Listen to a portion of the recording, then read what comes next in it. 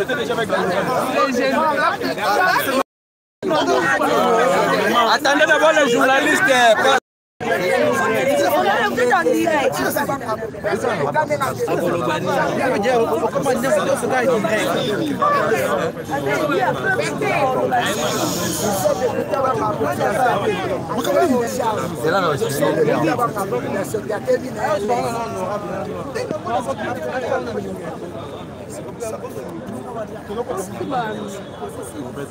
Madame, honorable l'essai de Peter Solomon à la population.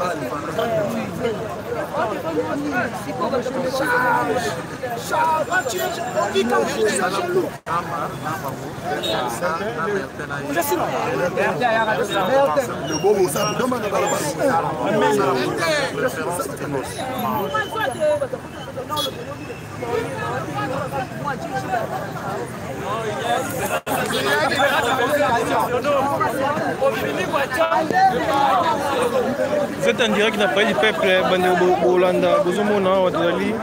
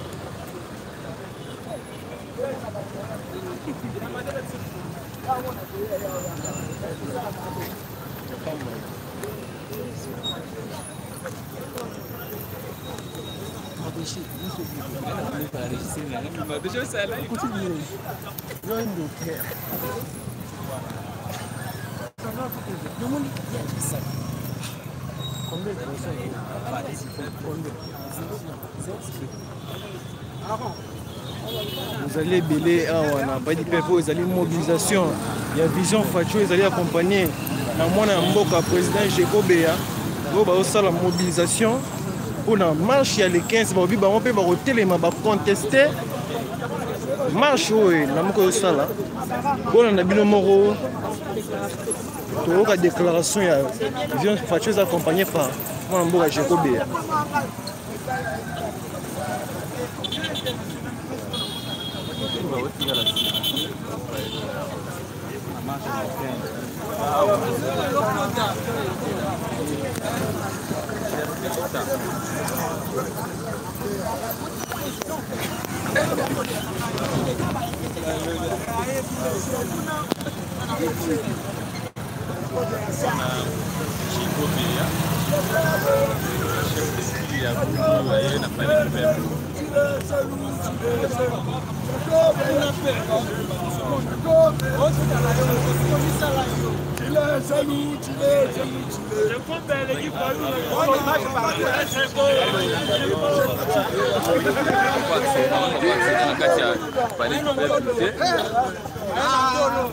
Moi,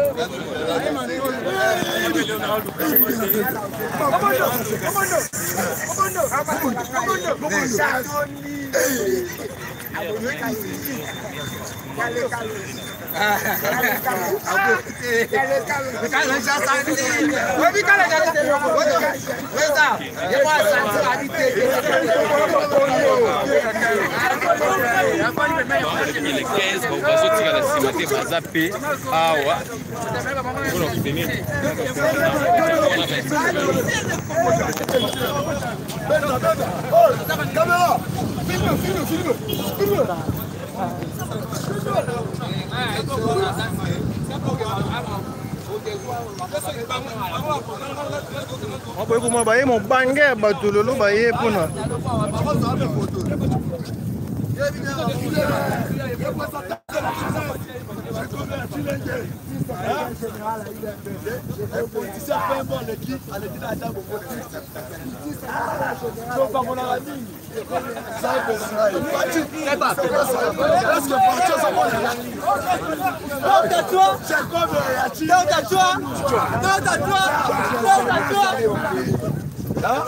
Change la jeunesse à sa tête.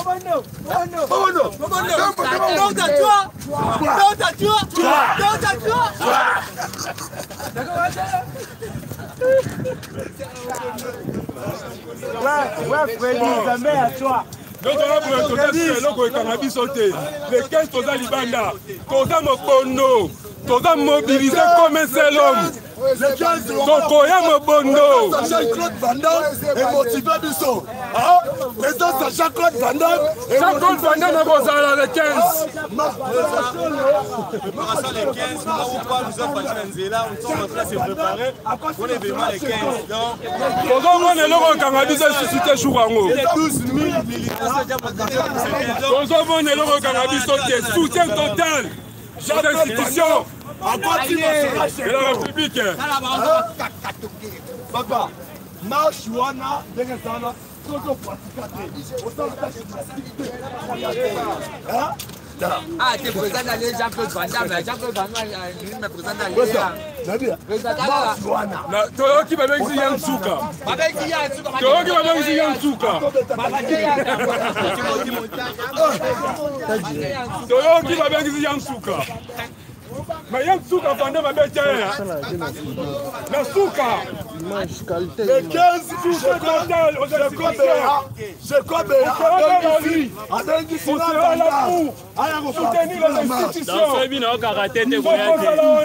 j'ai jamais vu Jeko avec Sina Van Damme les 15 ans à la marche. Van Damme à l'ombre Washington a rien à marche à Jeko. Yo Sigo au praticate, on veut savoir l'été, on veut pas qu'il l'été.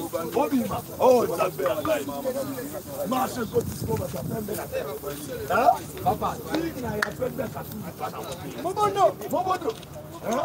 Il y a des bonbons, tu vas la roter. Bon, Van Damme, Jeko, Bakangi, Bapemba, Bapignon, ça va la déclaration politique dans Mobondo. Qu'on marche. Les institutions de la République. C'est ça le but. Nous on doit soutenir notre voix, mais on doit aussi soutenir les institutions. Les 15 les 15 voilà ici Jean-Claude Van Damme. Les 15. Donc, Bisso Petoya Benda, le génie. Ça va rappeler, je copie un peu. Soignez-moi pour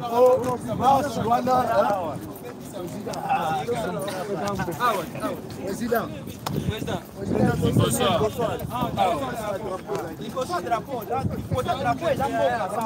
Tout n'a espace ces âmes parce que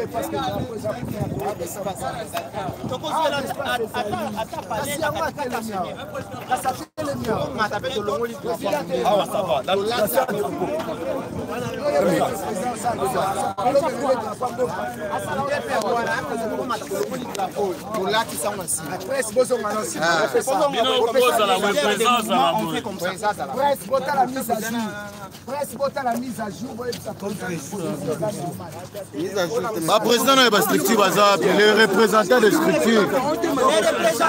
Les représentants d'abord de structure doivent être devant C'est ça.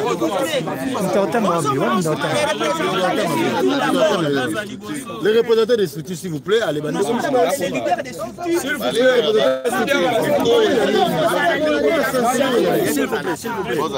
Le président est là. Laissez d'abord les leaders du mouvement avec les assises. Retournez d'abord derrière. Toi, tu es une femme, donc tu as président de s'il vous plaît. Non, bien. On va payer ça, non, président, vous avez un contre-jour. Vous payez ça, vous contre moi. C'est que tu pousses à la fois, il faut drapeau. Il faut faire des bons.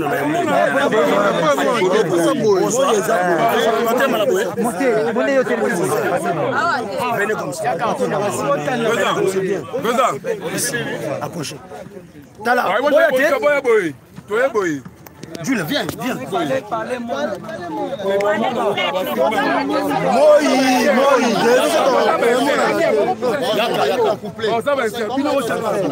Président, Anissé, approchez-vous.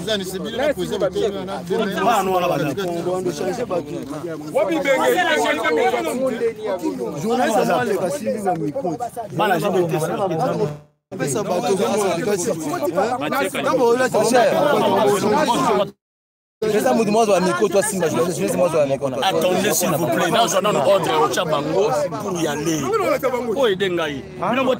Les gens viendront derrière.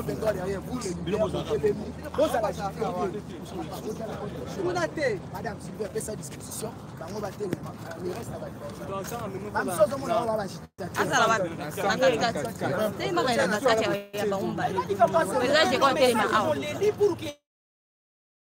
Non, par rapport à ta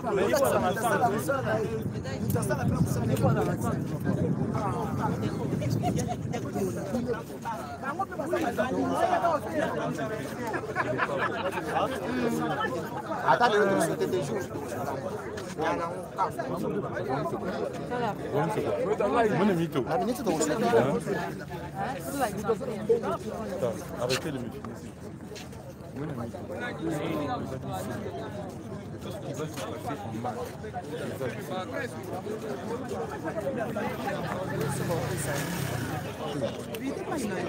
Zinel, y'a ça non Ninyako? Jina y'a simba micro.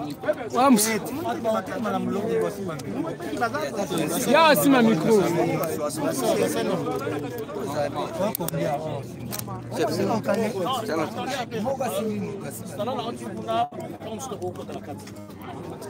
Tournez penza boy.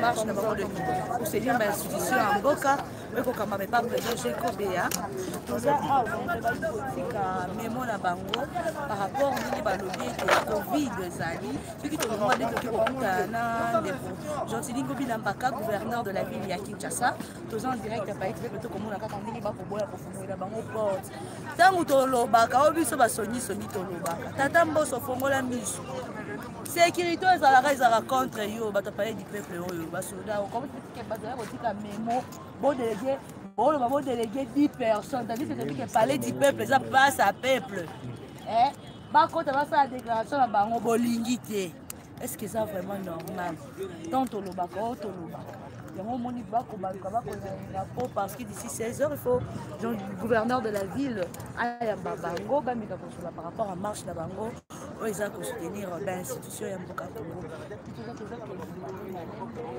bakotamba bamama bayaki depuis ntongo babokofongolela bango baporte epai ya major oyo apale du peuple major oyo ya Roger Lumba major apale du peuple oyo azalaka makambo moko impossible donc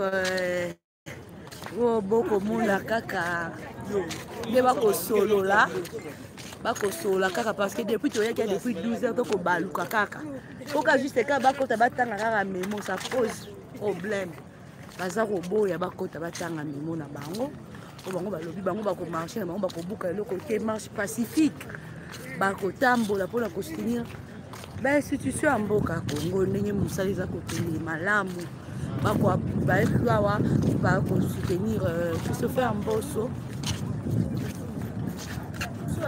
banko ya kota bino kwani lobana nuke opesa muna miso bato okoboyi yango balandia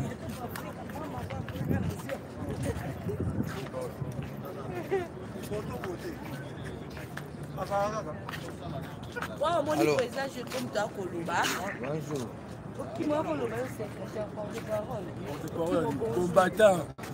Combattant de la rue. Combattant de la rue.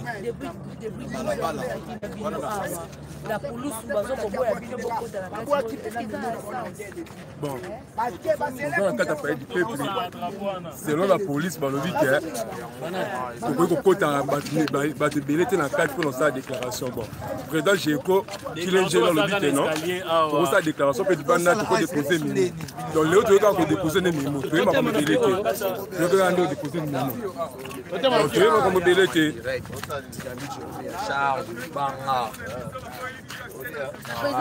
Donc, depuis 12 heures, alors, la dynamique se coupe et la charge, donc il y a nous sommes en direct.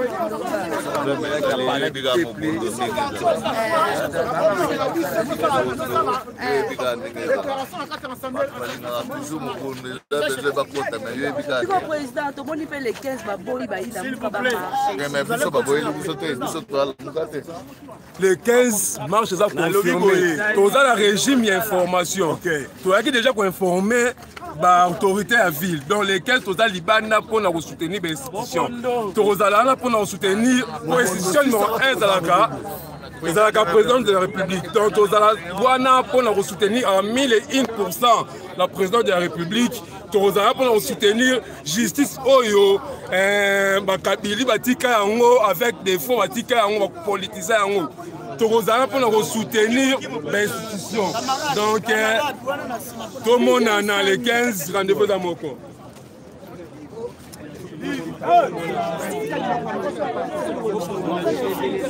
Ce n'est pas ça qui est sûr.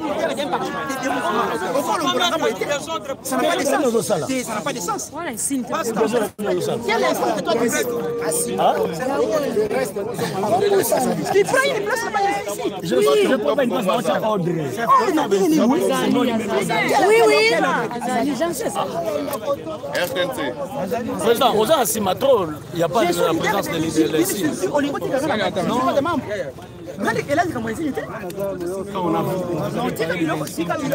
Ça n'a pas de sens. Oui. Pourquoi que je sois de là comment? Ne mettez pas de journaliste, ma vision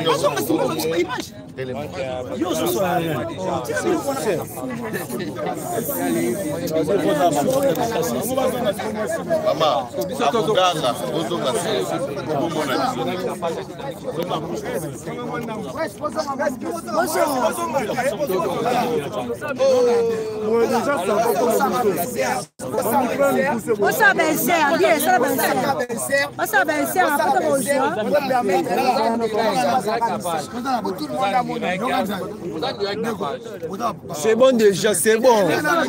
C'est bon déjà. Nous sommes dans ça, Moussala, papa. Nous sommes dans ça, Moussala. On l'a sauté, ça y est déjà.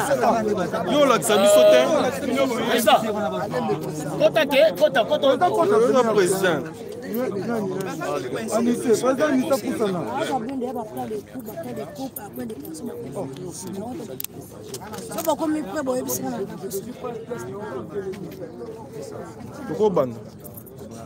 Bon.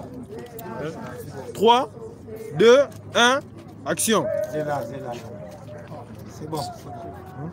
République démocratique du Congo, G26. Déclaration politique. Réunis en urgence les samedis 11 septembre 2021 à 9h juste au siège de l'ASBEL Vision Fati, 6 4e rue Limité, résidentielle Petit Boulevard Lumumba. La conférence des présidents des associations et mouvements membres de la plateforme G26, plateforme regroupant plusieurs mouvements associatifs représentés dans toutes les 26 provinces de notre pays, soutenant les actions du chef de l'État, son Excellence Félix Antoine Tshisekedi Tshilombo, pour tabler sur les actualités de l'heure de notre pays. Après analyse, il ressort de cette conférence des présidents ce qui suit. Le G26 soutient sans faille toutes les institutions légalement établies, notamment la présidence de la République, les gouvernements et les parlements qui sont issus des élections de 2018. Le G26 note des avancées significatives en matière d'indépendance de la justice qui fut au service d'un groupe d'individus et qui aujourd'hui constitue le socle de l'état des droits prôné par le chef de l'État, faisant qu'il n'y ait plus des intouchables. Nous en félicitons le chef de l'État, son Excellence, M. Félix Antoine Tshisekedi Tshilombo, pour son sens élevé du patriotisme. Le G26 félicite le gouvernement congolais, dirigé par son Excellence Sama Lukonde, qui, dans un laps de temps, est parvenu à lancer des signaux forts de bonne gouvernance et de la politique du peuple d'abord, notamment avec la baisse effective des prix des billets d'avion pour les vols domestiques, la baisse en cours des prix des produits surgelés, la stabilité de la monnaie congolaise face aux monnaies étrangères, la gratuité de l'enseignement, la guerre en voie d'être éradiquée à l'est de notre pays, etc. Concernant la fameuse motion initiée par quelques députés nationaux en mal de positionnement, moyennant quelques billets verts, qui jouent le jeu d'un camp politique bien connu contre les bureaux de l'Assemblée nationale, dirigé par l'honorable Mbosonko Dia, afin de les déstabiliser pour des fins politiques inavouées.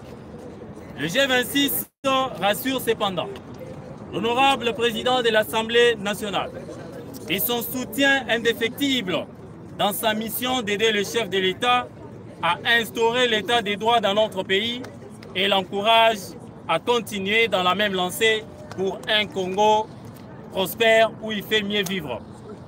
Le G26 encourage les bureaux de l'Assemblée nationale à accélérer les processus de désignation des membres de la CENI dans le respect strict des lois de notre pays et de la charte des délégués des confessions religieuses, en validant les procès-verbaux des confessions majoritaires, car il est prêt à affronter les élections pour prouver sa force sur terrain. Pour la réélection du chef de l'État, son Excellence, M. Félix Antoine Tshisekedi Tshilombo, en 2023. Le G26 félicite certains gouverneurs qui ont brillé dans l'excellence au sein de leurs provinces respectives et encourage les autres à emboîter les pas pour baliser les chemins de développement de notre pays.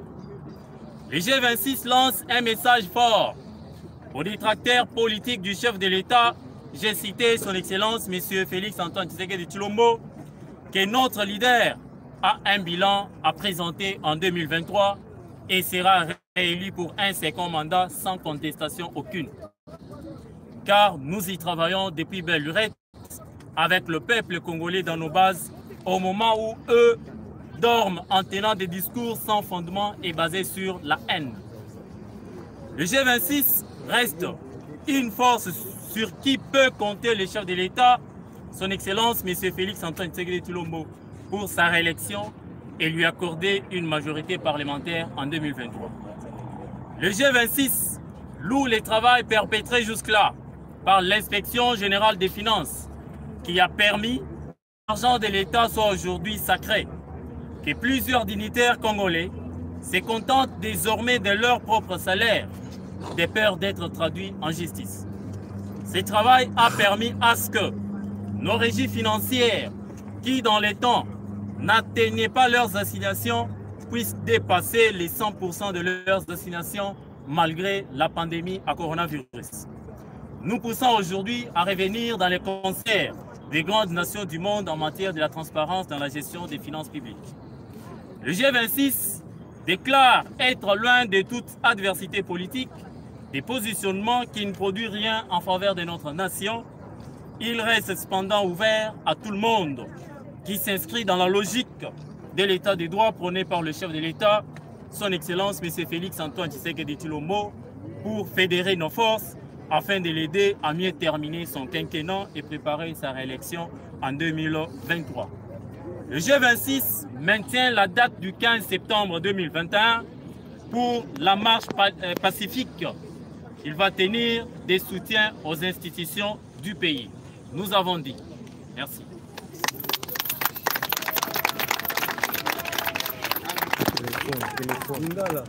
C'est bon.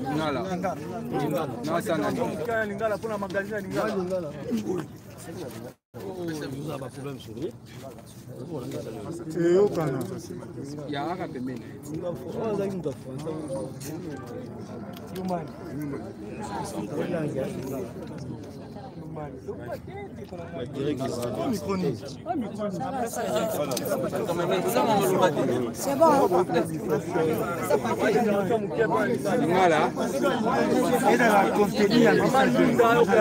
Bon. C'est bon. Silence, c'est bon.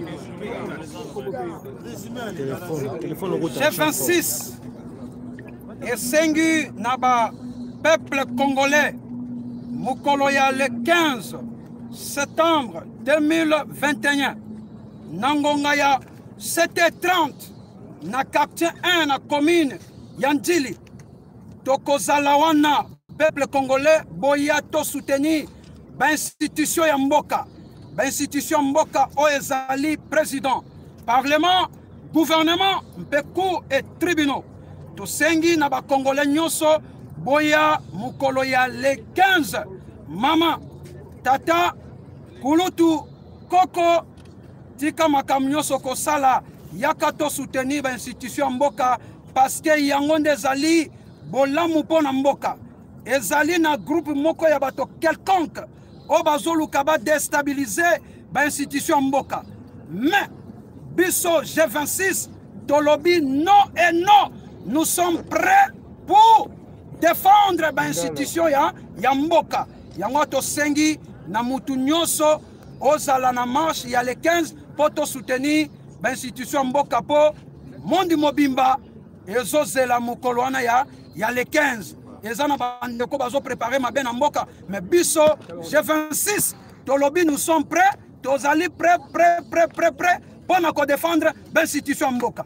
Na lobby. Oui.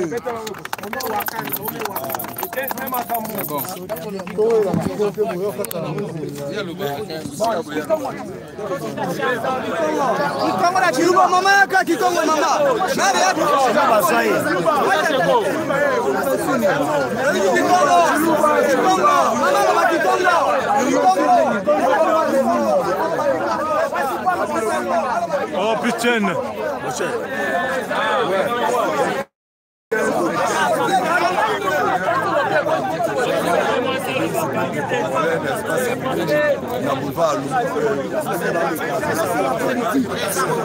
Maman, il tourne là. Ça n'a jamais lié, il y a une place. Ça, c'est la politique. C'est là où les gars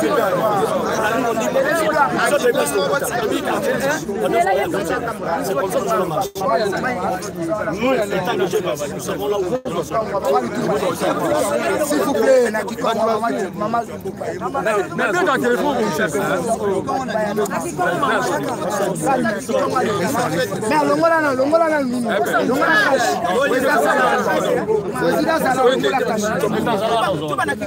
président Salana. Mais il est fini.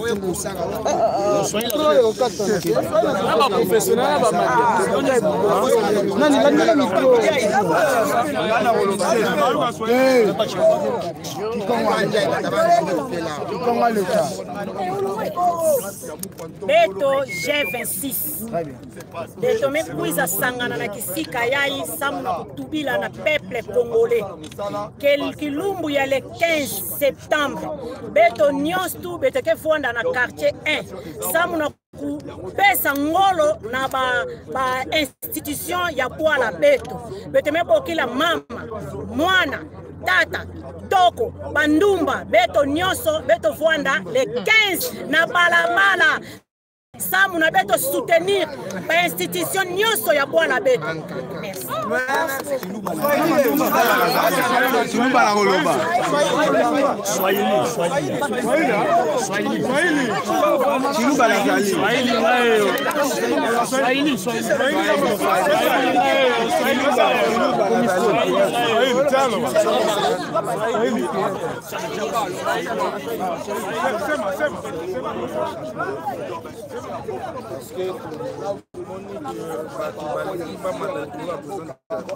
Parce que le président le baraté. Alors, pas ça la honnête, pas déstabiliser l'institution province RDC. On a d'abord du peuple en tant que institution, c'est l'Assemblée nationale, il faut soutenir d'abord l'institution pour toujours à travers l'élection à 2018. Alors, toujours faire voir à Nimboka, parce que jusque-là, le président de la République, à travers le gouvernement, ça va avancer significativement. On a gratuité, on a lobby, on a cantine populaire, la vacare militaire.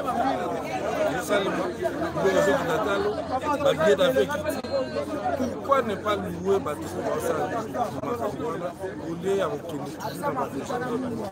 donc, message à juste l'heure n'est plus dans la dispute amicale ou marche ou non. Non, marche les 15, ce n'est pas passage de collège, monde Mujim. Moi les 15, moi on doit acheter mieux. Tu dis ni marche, maintenant du col. À partir du quartier 1, tu peux t'en aller sur mon quartier 1. Tout toi, il y a makas. Donc, banson à l'eau, banson à caille, bamam, batat, bons. Tu peux t'en aller dans mon quartier 1, mon guide.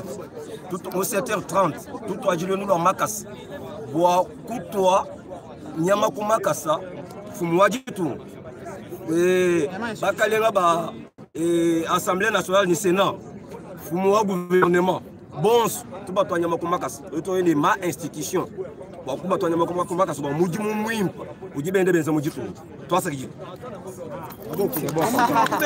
interview maintenant.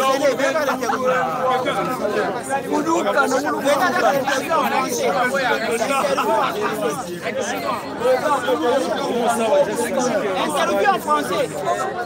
Les journalistes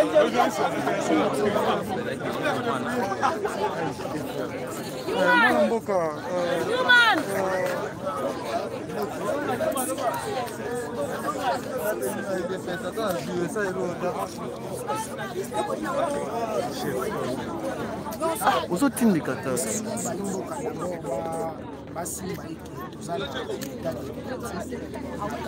Aux autres côtés de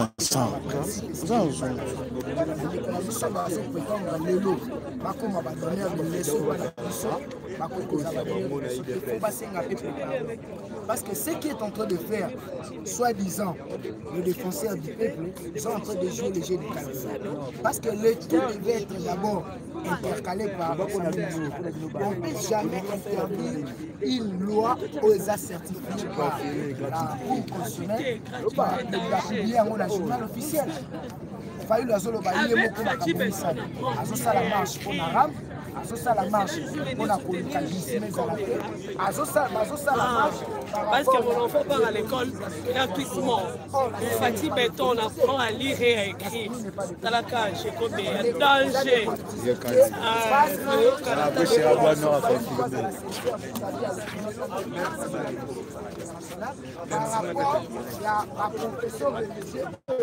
On a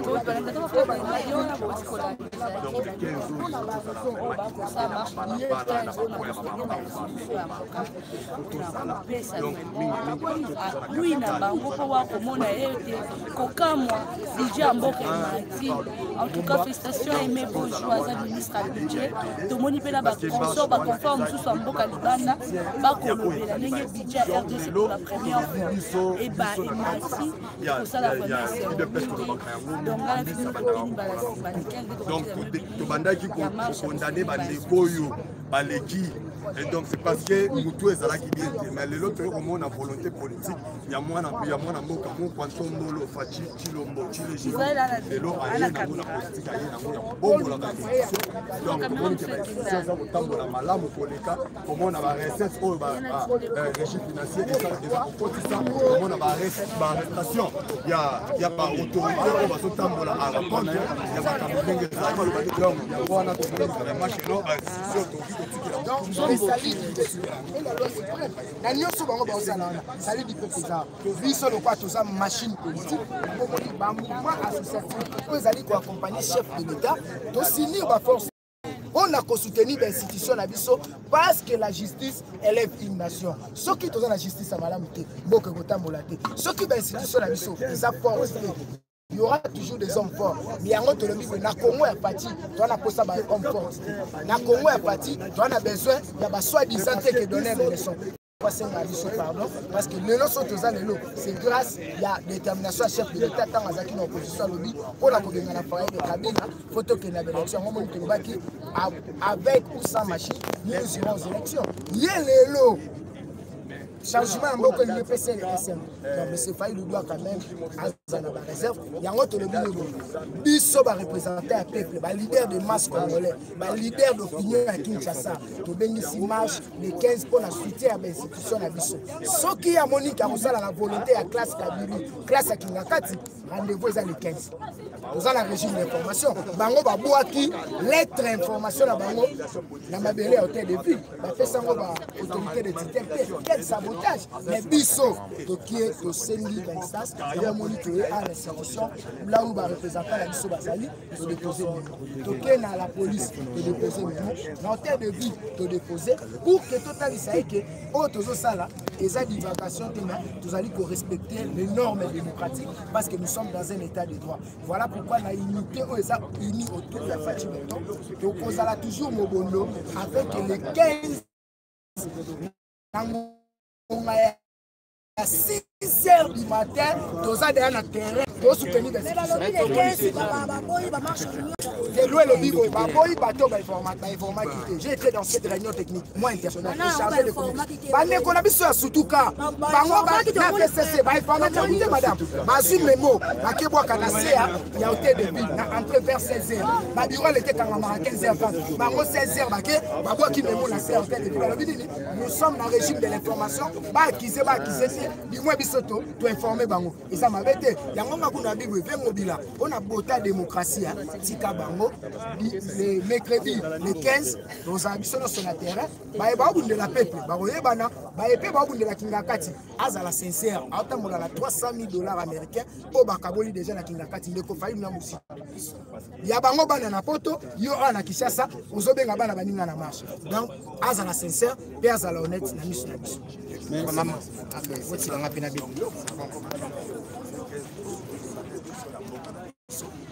Au moni lelo, mwana mboka lelo, neti parlement oyo ezalaki ya bakelami mibe côté parlement oyo ezalaki ya bajuster ezalaki ya bato moko boye banda koya kosala badiver mais lelo tomoni keno institution ekomi kotambola lolenge esengeli okomona bashiti ya bandeko mabunda bandeko tambwe mwamba donc bachangement tozwi eza déjà basignaux très fort il faut to soutenir mokonzi ya mboka to soutenir bainstitution ya mboka mokwanto mbolo donc yango tobenga bato nyonso de partout tozwami boya ebele na place boulevard Kimbuta et boulevard Lumumba quartier A boya ebele boya to soutenir l'institution de la République to soutenir l'institution de la République to ya vraiment ebele koleka mais il y a PCT mais ba boaki vous savez que là ici et donc ça la vision marché te déjà aussi bien que ton ça la te to bangi que vision fati et beta biso to boyi na biso parce que la minute yo bazo ça la fondement na IDPCT na vision fati la Jekobeya ba tout faut pas comprendre donc mais c'est voyou m'a dit il y a ça na fondement la Jekobeya on comprend azo ça na fondement la président de la République na bakabu ya bakabundi te pas ça na niveau na bango te azala niveau ya Jekobeya en plus yene mutalaki c'est on comprend donc Jeko na la c'est politique donc ça veut dire que azala ba niveau ya président de la République te bo chaka ba côté wana te on comprend donc il y a na minute yo l'amour comme obimba général ba ça na fondement na vision fati bazo ça la fondement affrontement ça été bon ça la marche na Tchangu tout ça marche ya Congo mobimba tout ça affrontement bango te bon c'est la marche na Tchangu biso tout ça marche à Congo mobimba mais marche na biso pour soutenir l'institution numéro 1 c'est le président de la République donc on soutenir le président de la République à 1001%. Donc on est là pour soutenir justice oyo bakabili ba politiser yango tozala pour soutenir ba ministère nyonso donc tozala pour soutenir toutes les institutions tozala wana tozala mokondo donc il ba déployer déjà ba policiers na ba coin sur la marche ko bino ba policiers ba pour protéger biso biso na bien na biso musana bango wana ba kozala wana pour protéger peuple congolais na ba bien na bango ba déployer bango pour ba bimate bino c'est makamwa za bakala to pesa des formations to kozala nzela pour soutenir ba institution Les 5 heures na 45. On va les 15. Après c'est penga mode longialion na nzela.